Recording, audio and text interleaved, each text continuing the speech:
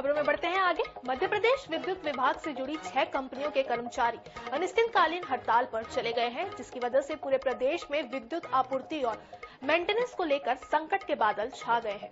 तो सरकार ने अजमा लगा दिया और हड़ताल पर जाने वाले कर्मचारियों को सख्त से सख्त कार्रवाई की चेतावनी भी दी गई है कि अपनी मांगों पर अड़े विद्युत कर्मचारियों ने आर पार की लड़ाई का भी मन बनाया है। हड़ताली कर्मचारियों से बातचीत की हमारे सहयोगी दिनेश शुक्ल ने।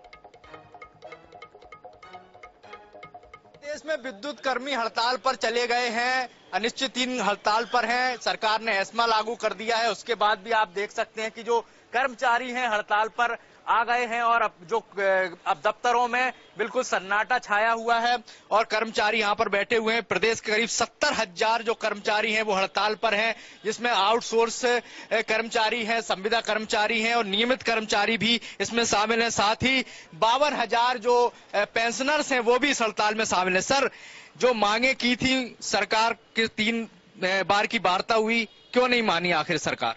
अब ये तो हम नहीं कह सकते क्यों नहीं मानी, लेकिन मानी नहीं है। ये बहुत सरकार की हठधर्मिता है कि इतने महत्वपूर्ण विभाग की मांगों पे कोई ध्यान नहीं दे रही है। इसी के कारण हमें मजबूरी में आज से अनिश्चितकालीन हड़ताल का जो हमने नोटिस दिया था उसको हमें शुरू करना पड़ा और जब तक सरकार हमारी मांगों पे पूरे निराकरण नहीं करती है जब तक ये हमारी हड़ताल कंटिन्यू रहेगी। सर, एस्मा लागू कर दिया सरकार ने, उसके बाद भी आप लोग हड़ताल में बैठे, कर्मचारियों को कई तरह की दिक्कतें हो सकती? नहीं तो दिक्कत होगी, वो हो सकती है, लेकिन हम उसके लिए तैयार है। सरकार अगर हम एस्मा लगाने के डर से हम अपनी हड़ताल वापस ले लें तो फिर सरकार के पास तो ये एक हथियार है, उसका उपयोग करती है। अब देखा जाएगा, जो होगा उसको अपन फेस करेंगे।